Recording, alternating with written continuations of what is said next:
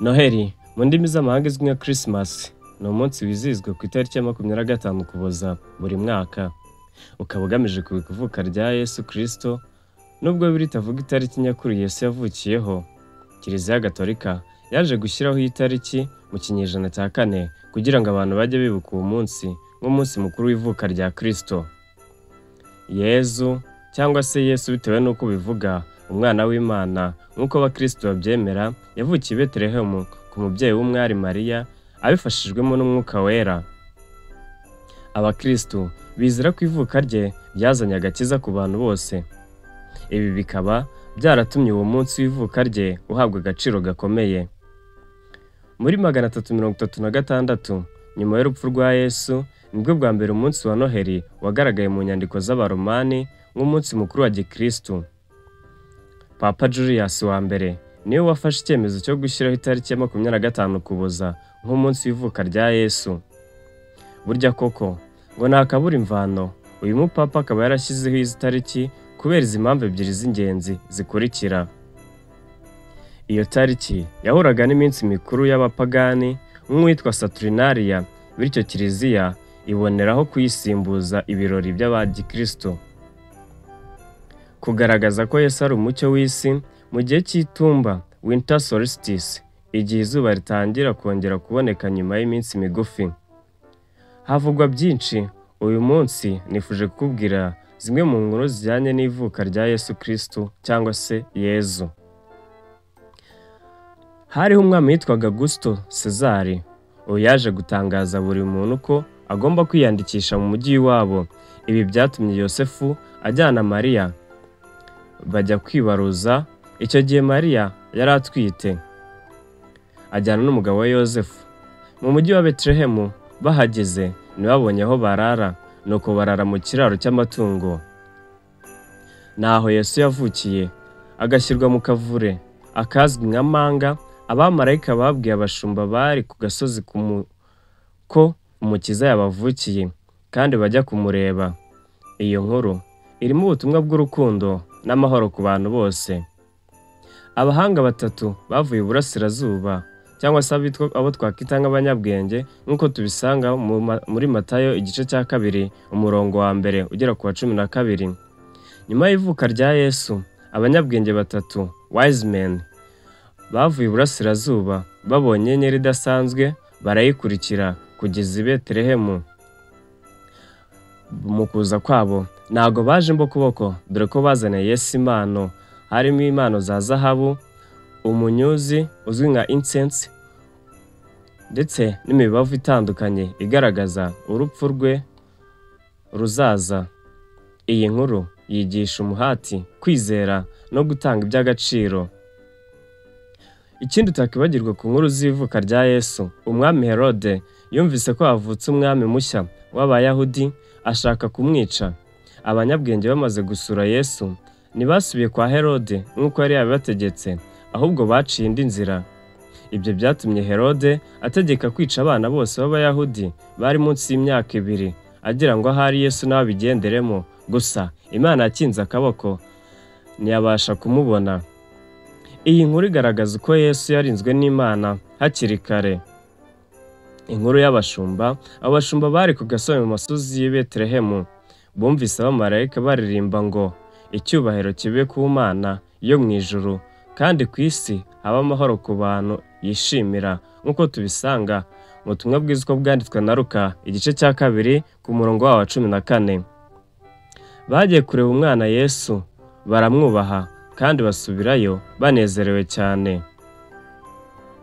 Izindi nkuru zivugwa ku ivuka rya Yesu cyangwa se zijyanye na Noheli ni inkuru z'umuco uzwi nka Santa Cruz n'impano. Iyi nkuru ya Santa Cruz cyangwa se Sinterklaas cya Saint Nicolas ishingiye ku mupadiri w'umunyaturikiya wabayeho mu kinyejana cya 4. Uyu yari azwiho gutanga impano mu ibanga ku bakene. Muri Noheli abana benshi bategereza impano nk'uko Santa Cruz yabigenzaga. Ibi bikaba bisobanuye ko Noheli ari igihe cyo gusangira, gutanga no kuganira mu miryango. Inkuru za Noheli zibutumwa bukomeye: urukundo, kwizera, amahoro, kwitanga no gutekereza ku bandi, nubwo hari izishingiye ku myemerere ya gikristo, izindi zishingiye ku muco wo gusabana no gusangira ibyiza n'abandi. Ibihugu byinshi byagiye bishyiraho imico yihariye mu kwizihiza Noheli. Muri iyo twavuga gutera igiti cya Noheli, Christmas tree, gutanga impano, indirimbo za Noheli, imyiyerekano y'umwana Yesu mu kiraro, Native Scene, Père Noël cyangwa Santa Claus, ishingiye ku nkuru ya Saint Nicolas, umupadiri wo mu Buholandi wamenyekanye mu gutanga impano mu ibanga. Uretse kuba umunsi w'iyobokamana, Noheli wabaye umwanya wo kuganira ku miryango no gusabana, kwita ku batishoboye, gushyira hamwe abantu nubwo bava mu madini atandukanye. Nubwo Noheli ifite inkomoko mu myizerere ya gikristo, yagiye ifata isura mpuzamahanga kubera imico itandukanye yahujwe nayo. Kuri ubu, uyu munsi w'ingenzi ukaba uhuza ibya mwuka, iby'imibanire y'abantu ndetse no mu bukungu. Noheli mu myemerere y'abakristo ivuza ivuka rya Yesu Kristo, nk'uko twabivuze haruguru, umucunguzi w'abantu nk'uko bivuga mu byanditswe byera. Ariko se Noheli mu buryo bwimbitse? Icya mbere wamenya ni uko itwibutsa ivuka rya Yesu Kristo. Noheli kandi ni umunsi wibutsa abakristo ko Imana yohereje umwana wayo Yesu kugira ngo azane agakiza ku bantu. Icya kabiri wamenya ni uko igaragaza urukundo rw'Imana ku bantu bose. Mu bakristo bizera ko Imana yagaragaje urukundo rwayo ubwo yoherezaga Yesu ngo aze gupfira abantu ibyaha byabo. Nk'uko bivuga muri Yohana 3:16, avugira hati, kuko Imana yakunze isi cyane byatumye itanga umwana wayo w'ikinege kugira ngo umwizera wese atarimbuka ahubwo ahabwe ubugingo buhoraho. Icya gatatu wamenya kuri Noheli ni uko itwibutsa gutangira k'umugambi w'agakiza, dore ko Noheli ari intangiriro y'ubuzima bwa Yesu ku isi, bugomba kurangira ku musaraba kugira ngo abantu bakizwe. Niyo mpamvu uyu munsi w'agaciro ubutumwa bwo gukizwa no kwemera Yesu nk'umukiza. Icya kane wamenya kuri Noheli ni uko itwibutsa igihe cyo kwibuka amahoro n'umunezero Yesu yazanye. Umwanditsi w'ivanjiri ati, abamarayika bavuze batya bati, amahoro ku bantu bafite Imana ibishimira, nk'uko tubisanga muri Luka 2:14. Noheli ni igihe cy'amahoro, urukundo n'umunezero mu miryango n'amatsinda y'abantu. Noheli mu myizerere y'abakristo ni umunsi udasanzwe wizihiza ivuka rya Yesu Kristo, ukaba ugaragaza urukundo rw'Imana, intangiriro y'agakiza n'icyizere cy'ubuzima bushya. Umunyarwanda yaritonze ati, umwera uvuye ibukuru ukwira hose. Noheli nayo nyuma yo gushyirwaho na Papa yakwiriye isi yose, ifata mu mico yose. Ibihugu bitandukanye byizihiza Noheli ku buryo butandukanye bitewe n'umuco, imyemerere n'imiterere y'igihugu. Dore ingero zimwe z'ibihugu nuko zizihiza Noheli. Tutagiye kure, turahera hano iwacu i Rwanda. Noheli rizihizwa mu nsengero no mu miryango.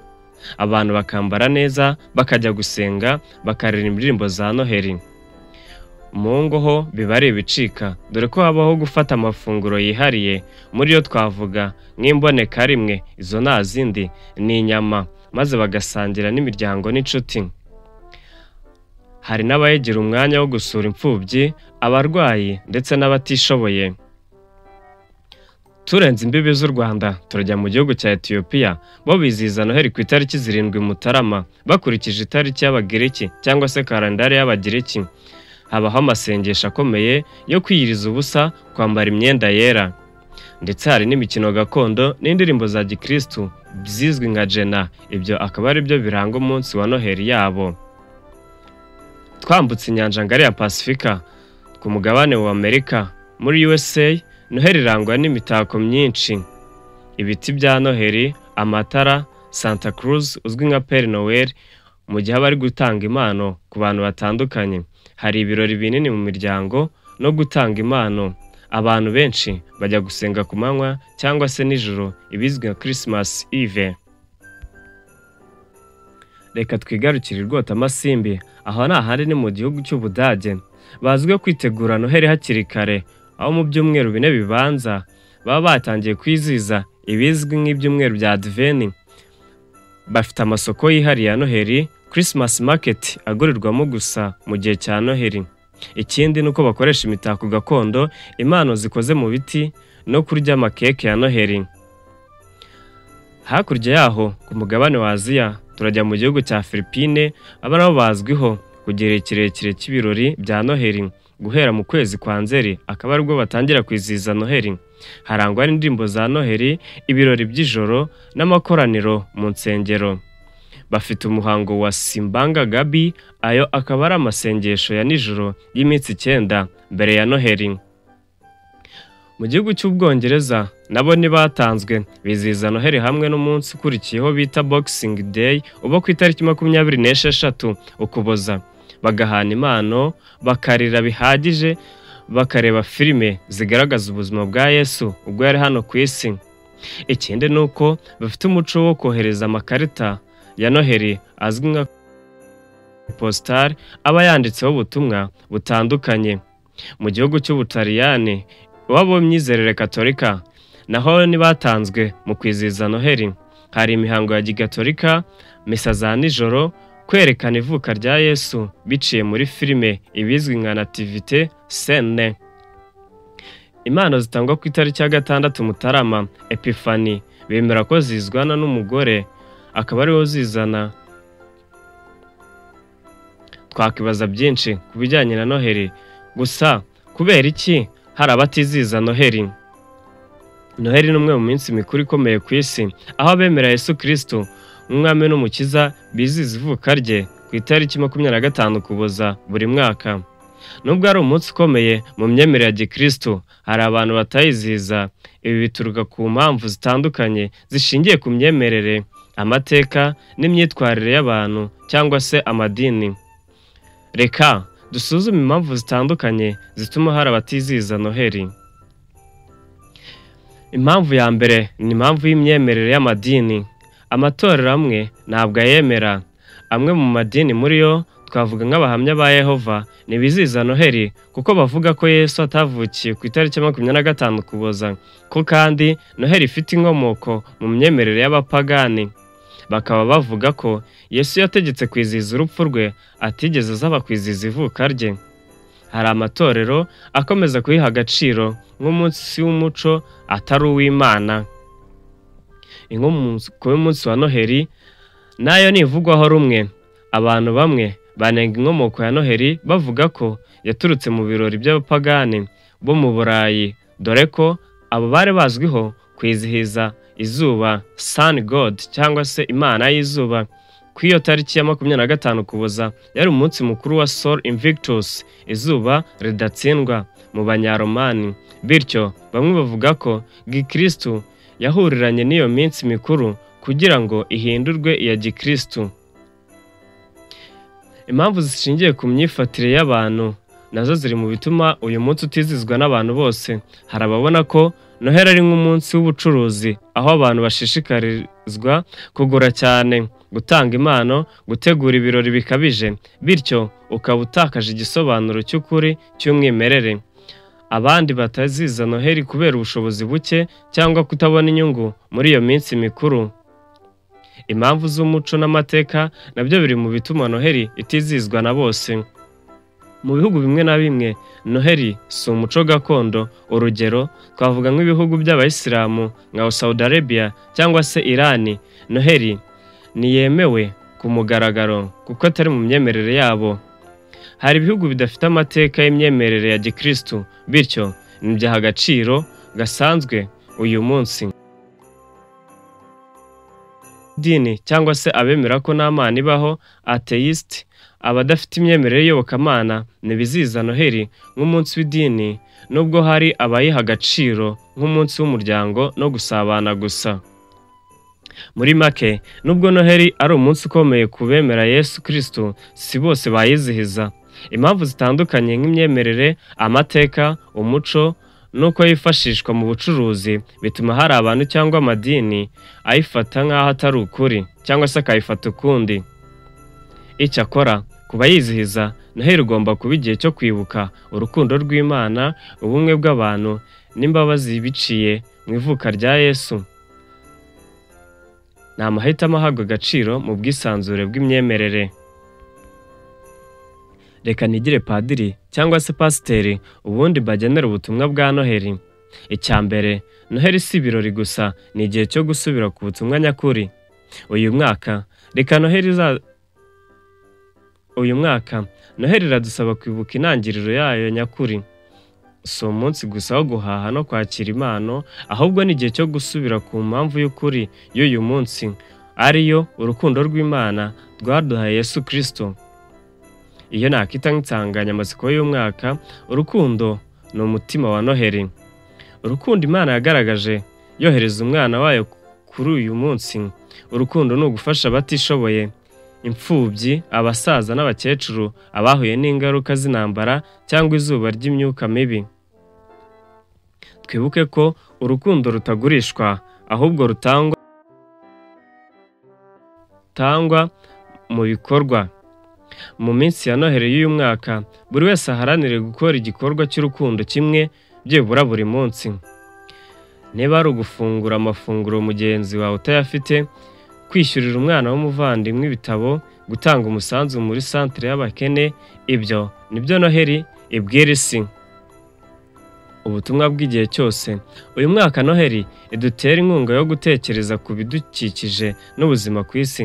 Tugomba gufata iya mbere mu kurengera ibidukikije, twirinda gusesagura, dukoresha neza umutungo kamere twahawe.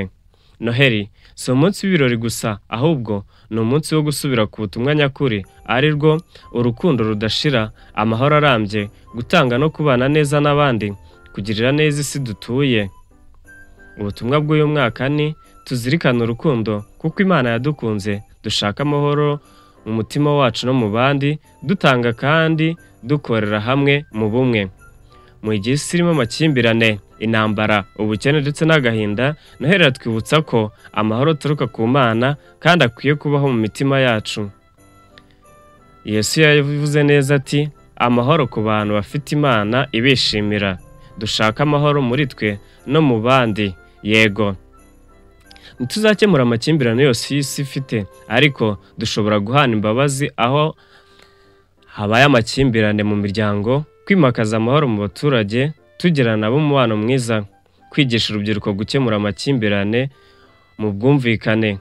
Umuryango ni urugo rw'urukundo. Muri Noheli turasabwa kwibuka abatugiriye nabi, abatishoboye, abafite ubumuga, ababuze ababo ndetse n'abatari kumwe n'imiryango yabo. Noheli ikomeza kutwibutsa ko tutagomba kwibagirwa umuntu umwe muri twe. Oya, ntibikabe. Impano nyinshi twaha abandi muri Noheli si iz'umubiri gusa, ahubwo ni iz'umutima. Gutanga igihe cyawe, kumva mu muryango wawe, kuganira n'umuntu wabuze inshuti cyangwa umuryango, gufasha umwana wiga udafite ubushobozi. Tegura umunsi umwe, umunsi w'impano z'umubiri n'umutima. Nta mpano ibano, uko yaba imeze kose, ifite agaciro mu mutima uwo nguwo uri kuyakira ndetse n'uwo nguwo uyitanze. Abantu benshi barakibaza niba Noheli koko yaratangiriye kuri Yesu cyangwa ari umunsi waturutse ku migenzo ya gipagani yahinduriye inyito. Ingaruka z'ibyo, hakaba hari abahakana kuyiziza kubera ko batayumva nk'umunsi wera koko.